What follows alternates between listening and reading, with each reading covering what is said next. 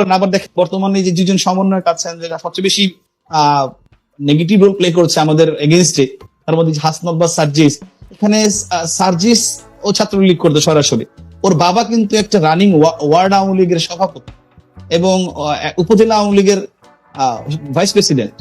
আপনি কিভাবে বলবেন তার বাবা আওয়ামী লীগ রাজনীতি করছে? কার মনে কি আছে সেটাকে অন্তর্যামী কেউ না জানার কোনো সুযোগ কিন্তু। ধন্যবাদ। আমি যখন দায়িত্বে ছিলাম তখন 2019 সালে আমি দায়িত্ব শেষ করি সেপ্টেম্বরে। তো ওই সময় হাসনাত বা সার্জিস ওরা হচ্ছে সম্ভবত সেকেন্ড ইয়ারে উঠেছে আর কি, মানে ফার্স্ট ইয়ার শেষ করে সেকেন্ড ইয়ারে আসছে। তো এরকম একটা জুনিয়র ছেলেকে চেনার বা জানার কোনো সঙ্গত কারণ নেই আমাদের জায়গা থেকে। এবং এখানে শুধু হাসনাত সার্জিস না, আমি সার্জিসকে চিনতাম না কোনো, ওর সাথে পরবর্তীতে এই রিসেন্ট সময় একটা সেলফি দেখেছি। ওকে আমি আসলে চিন্তাম না। ওর বাড়িতে পঞ্চগড়, ঢাকা বিশ্ববিদ্যালয়ের ছাত্রলীগ সাধারণ সম্পাদক ছিলেন তখন সাদ্দাম, ডাক্তার জিএস।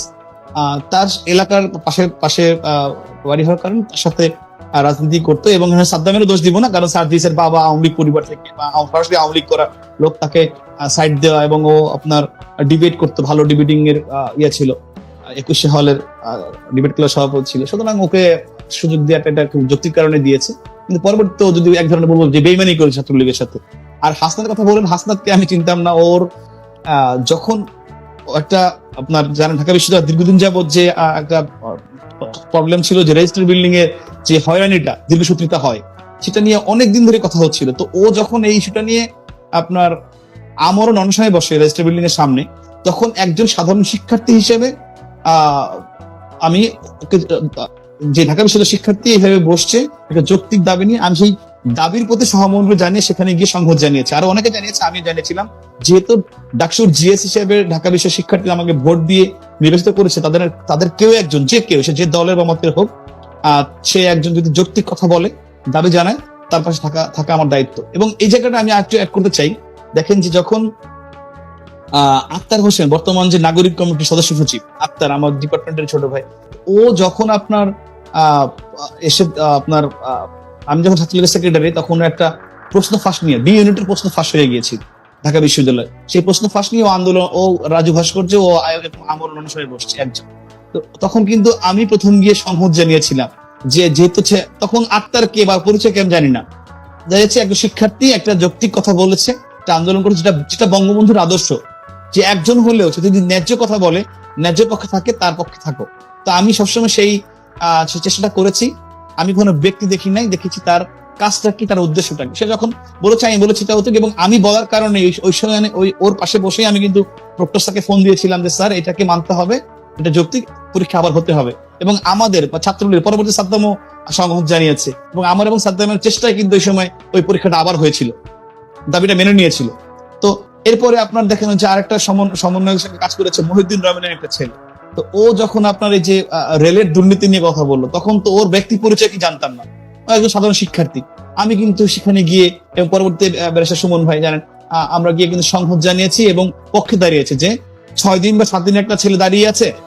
এখানেও আপনি দেখেন যে ও আন্দোলন করছে 6-7 দিন, ও বসে আছে রেল স্টেশনে, একটা ছেলে, আর ঢাকা বিশ্ববিদ্যালয়ের শিক্ষার্থী, ও বিভিন্ন ধরনের কর্মকাণ্ড করছে। একজন রেল থেকে একজন প্রতিনিধি গিয়ে কিন্তু সাথে কথা বলে নাই। একজন এনএসআই, একজন ডিজিএফআই অথবা যে কোনো প্রতিনিধি রাষ্ট্রের গিয়ে কিন্তু কথা বলে নাই, বাবা যে কি হয়েছে, ঠিক আছে এটা আমি পার্সু করি, এটাকে বসে সমাধান ব্যবস্থা করি। আমরা যখন গেলাম, যখন স্পার্ক করলো, তখন কিন্তু আসলো।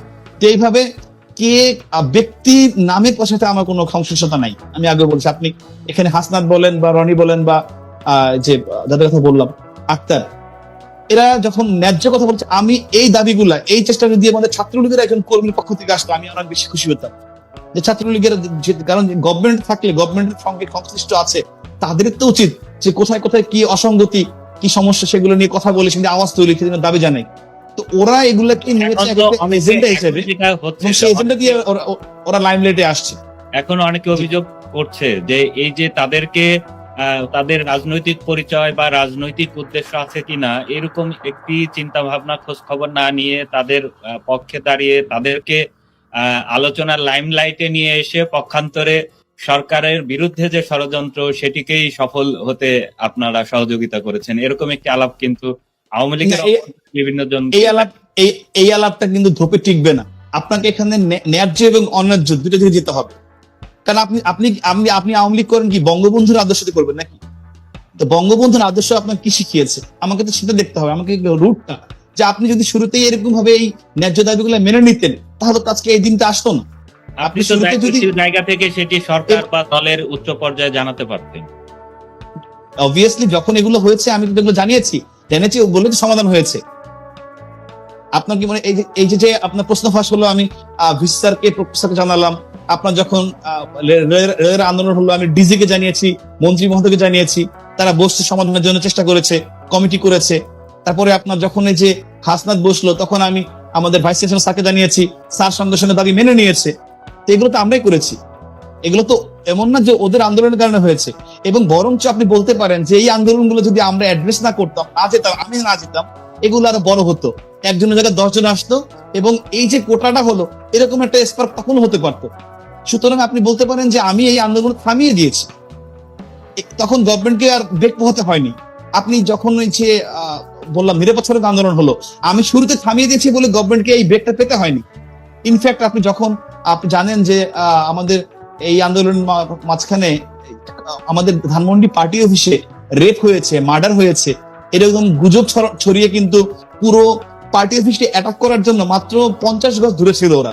যদি ওই দিন 18 সালে ওই দিন যদি ওরা পার্টি অফিসে অ্যাটাক করতো, ধানমন্ডি আমাদের দলীয় সভাপতি কার্যালয়ে অ্যাটাক করতো, তাহলে কিন্তু সঙ্গে সঙ্গে ওদের প্ল্যান ছিল, এটা শিবিরের প্ল্যান, একদম সঙ্গে সঙ্গে সারা বাংলাদেশে প্রত্যেকটা জেলা উপজেলায় পার্টি অফিসে অ্যাটাক হতো, যেহেতু ঢাকায় রাজধানীতে হয়েছে।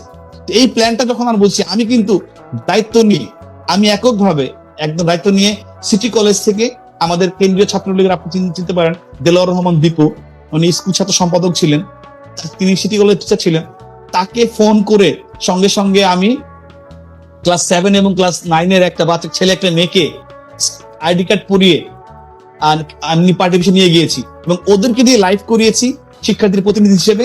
সেই লাইভে ওরা পুরো পার্টি অফিস ঘুরে দেখেছে, দেখে বলেছে যে, আমি বলছি দেখো তোমরা প্রত্যেকটা একদম each and every inch corner of party office, তা দেখে ছাদে গিয়ে বলেছে যে না, এটা গুজব, আপনারা বিশ্বাস করবেন না, আমরা প্রতিনিধি হিসেবে আসছি, এখানে কোনো মার্ডার হয় নাই, কোনো রেপ হয় নাই। এই ঘটনা আমি যে দায়িত্ব নিয়ে করলাম শিক্ষার্থীকে এই ঝামেলার মধ্যে নিয়ে এসে, এটা করার কারণে কিন্তু আর ওরা এই ষড়যন্ত্র বাস্তবায়ন করতে পারেনি। সুতরাং ষড়যন্ত্র ওরা করবেই, বারংবার করবে, চেষ্টা করবে। আমার কাজ হচ্ছে আমি কোনো লুপহোলস রাখবো না, আমি ওদেরকে সে সুযোগ দিব না। যে সুযোগটা আমরা এই কোটা আন্দোলনে এই 24 ওদেরকে দিয়েছি, সেই সুযোগটা দেয়া ঠিক হয় না। আন্দোলন থামিয়ে দিয়েছি, তখন গভর্নমেন্টকে আর ব্রেক পোহাতে হয়নি।